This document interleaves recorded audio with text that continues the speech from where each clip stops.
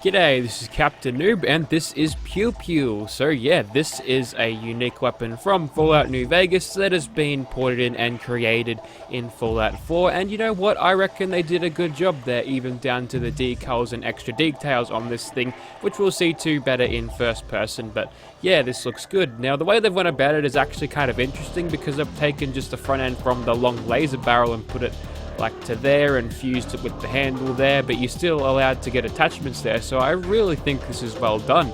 I'm actually quite impressed with this thing. So yes, getting into the attachments, basically you're going to have the same sort of attachments and customizations you would have with any laser gun in this game, since it's all the same, apart from having much less barrels obviously, and there you go, that's just a little bit of a difference.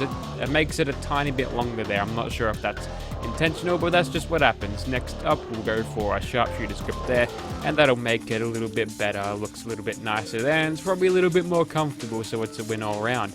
Also, the grip there is black, as same with the undergrip there, which you'll never use anyway, but I really do like that look of the black grip there. I reckon that's pretty excellent.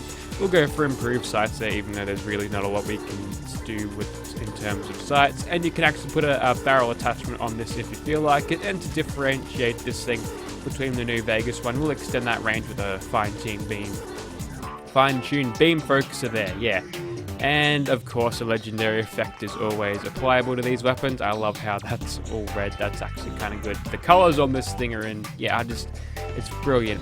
Yes, so yeah, this never-ending effect would definitely be very good on it. And I'd like to point out that this thing's like 5,000 in the value, so it's following the value from the old New Vegas system, which makes this thing super valuable compared to any other weapon in Fallout 4. But yeah, it's enough of me yammering on. Let's go shoot people with it.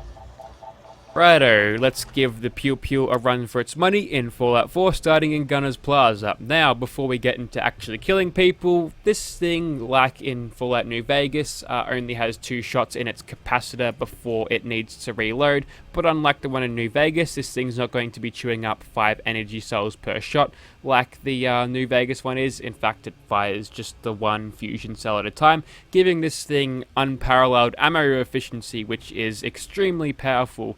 Although the DPS is significantly slowed down by all the reloading you have to do between shots. It's also got the custom textures there, which are pretty good, although I'm pretty sure that's on the wrong side, but we won't draw too much attention to that. It also has yellow lasers, which we'll get to as soon as we start killing some gunners. So first off, we'll go ahead and take out this bloke here, and we'll stack a normal critical with a sneak attack critical, and we'll one-shot him. Very good. We'll do the same thing to Mr. Lieutenant over there. Down you go. 2,000 damage on ya. Yeah, you're not getting up after that. And down you go. So this thing is a crit spamming beast, just like basically any other laser pistol. This is why the Righteous Authority with a pistol grip on it is so damn potent, because it is just a weapon built for VATS. Generally, that's just what happens with energy weapons in Fallout, is that VATS usually just goes a little bit better with them for some reason. I'm not sure who made up that rule, but it was there from the start. So we'll go ahead and take out this gunner all the way from there. And taking them in VATS is probably a good way to speed up the kill times, because I don't have to worry about my stormtrooper aim getting in the way. But to show off my bad aim, we'll just go ahead and shoot this guy there. We got the first hit on his head, and the second hit there. We're striking at a rate of about 50%. Now a little bit more. That's satisfactory, I think. We'll take out this one there. There we go, 218 damage there, hitting him in the head, which is pretty good. For a laser pistol doing that much damage, obviously the laser pistol in-game is not very good. Doing 218 damage is very satisfying indeed. And playing on very hard, this thing can still stand up well, which is brilliant, because I do like weapons that work well on very hard. So even if you aren't playing on very hard though, this thing would still pack a lot of punch, because obviously you won't get the damage multiplier stacking against you there. I'm just going to check if I am on very hard, because yes, we're on very hard, so yeah, we're just killing it here. So unlike the matter modulator that we looked at a few days back, this thing is actually very well balanced for this thing, which is great. We'll go ahead and take out Captain Bridget there as fast as we can, because she's got a mean damage over time on her pistol that I do not want to endure, because that'll certainly give us a reason to use a stim pack, and I don't like using stim packs in these videos. I'm going to take that off here just to make sure no one else uses them, and then we'll go ahead and peek around the corner there and take out that legendary gunner. No, that was legendary. That was not a legendary one, that was just a lieutenant. I looked at the character and I thought legendary gunner, so instead of taking them down there, we'll secure our position up here and play this like siege, camping in the corner. And nah, never mind. Alright, so obviously that turret was pissing me off before, so we'll just go ahead and kill it. And now that gunner lieutenant is my next target, and we're running a bit low on crits, so we'll fix that just by shooting him in the face a few times with that, and you too, why not? Very good damage out of that headshot there. I'm extremely impressed with this. Yes, highly recommend it already. I'm not even through Gunner's Plaza, and I'm really wrapped with this thing already. The models look good, the textures are awesome. What else is there to say? It's been translated well to the new modernized retcon version of the laser pistol, so yeah, that's a nice little thing. The customization is a little bit lacking. It'd be nice if you could put a reflex sight on it, although it might obstruct the capacitor thingy batteries on the front there, which makes a little bit of sense there. Okay, we've got into Nerd Rage now, so hopefully we can nail up some good damage. So we did pretty well there, and I didn't get a crit against you. And you know what? We'll just speed up this reload by going into VATS. No, she didn't even bother to do that. That's fine. I was just going to use that VATS exploit, but the game said, nah, I'm rise to your tricks. So now we are doing much better damage with this thing, which is great. I think plus 400%ish. I might be wrong with Destroyer of Arcadia, and like a 50% more with the assistance of Nerd Rage there. And this thing is already high damaging enough that having those damage bonuses, it really doesn't need it, but it's nice to have those once they are there. Obviously, having to reload every 2 shots is slowing down my potential to actually kill people in Gunner's Plaza, so it might have taken a little bit longer than usual, but there you go. This humble little laser pistol variant with some weird old batteries on the top has done itself very well in Gunner's Plaza, which not many a laser pistol can say, so there you go, have a stim pack.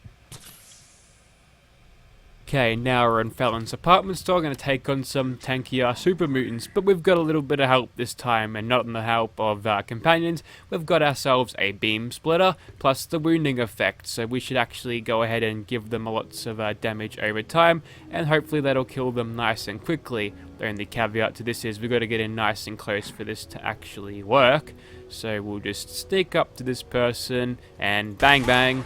And there we go. We can let their DPS damage over time stack, and then we should kill these guys pretty fast. As you can tell, the damage over time is seeping down a little bit there, but after you get a few shots in, it gets really good. So I think he's dead, so we'll just go ahead and shoot his mate. Down the first one goes, and one more shot into you should probably kill ya. There we go. So we're speeding up our time to kill on these guys a little bit now with the wounding effect onto it. I was about to say furious effect, but no, that's not it. And unfortunately, these guys are still rather tanky, but that one's an enforcer, so he'll go down a lot faster. In fact, we should probably let him die to damage over time. Now I've got a super mutant warlord of the legendary variety, so we'll just go ahead and hit him in VATS there, and with all of these VATS hits in a quick succession, all of that damage will get to stack at the same time, and now his health bar is draining quite good. How you might... Oh, okay. We didn't quite get him. I was a little bit off with my calculation there, but we got him eventually, which is good. I think we'll leave that guy to die and kill that doggo over there. He's not quite close enough to actually take the full brunt of that. We can actually shoot them and not have to worry about the damage, or not have to rely on the damage over time to kill him. We'll just go ahead and VATS you in the face there at point blank range, and now the mysterious stranger will come in and steal your kill, doing 909 damage there, which is pretty good. That usually kills a lot of things with that. Now would you fuck off, doggo? There we go. Now we've got the good old super mutant warlord down there, and someone else is shooting at me. Okay, now you're dead. You have to die from that, right? There we go. Now we can get nice and close to this guy, and then we'll go ahead and give him some laser face surgery because he definitely needs it. goddamn super mutant, you ugly motherfucker. Right, so now that we've shot him a few times in VATS, we should be able to just let him go there. But we've got the Mysterious Stranger doing 979 damage there again. Wonder if I could use this mod to actually identify a pattern on how hard the Mysterious Stranger hits, because he hit significantly harder that time than he did the first time. Maybe it's the percentage of health they have and how much he actually needs to finish him off. But yeah, that's an interesting thought there. Alright, so now that Super Mutant's gone the knuckle, which is unfortunate because I've got a shotgun, and usually you don't bring your fist for a shotgun fight. Open wide, Super Mutant. We'll just open up your face with some yellow laser beams. I actually wasn't expecting these ones to be yellow there. Also, he died when I exited VATS. I believe that was another Mysterious Stranger appearance, and that's interesting. I've never had him proc so many times there. Although we're using this thing in VATS pretty much exclusively, which is good. Good thing we've got the rapid reload, because sitting through this animation after every shot is, yeah, it's cutting down on our DPS quite a lot. So having a quick hand to push some fusion cells into the thing is going to speed up your time to kill by a lot. Also, you just drop 2 weapons at once, which is kind of strange, and you picked one up, you can die to damage over time, and we don't have to worry about him punching us there. Surprisingly soft punches, despite being like super lady, says the guy punching a shotgun wielding woman. Now you're dead. Okay, 2 more to go, and then we'll move on to Swan with a little bit of, I think, a never-ending effect. This thing is probably good enough to take on Swan, although I've probably had my fill of Super Mutants for today, and you sort of get the idea of this thing.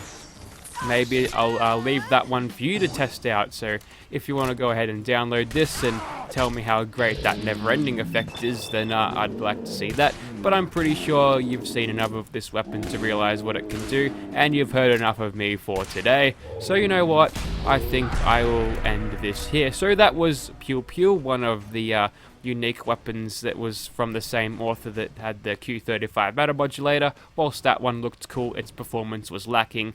Well, now you've got a weapon that looks cool and has great performance, as well as some cool customization along with it too. So that is very good. So if you'd like to see this weapon in your game, be sure to check out that description. Pew Pew Pew indeed. And we'll go ahead and I'll see you next time. And yeah, I'll have another one-hit wonder recorded to you, or for you by tomorrow. So if you're a fan of that, yeah, winter's coming back for more. Thank you for watching, guys.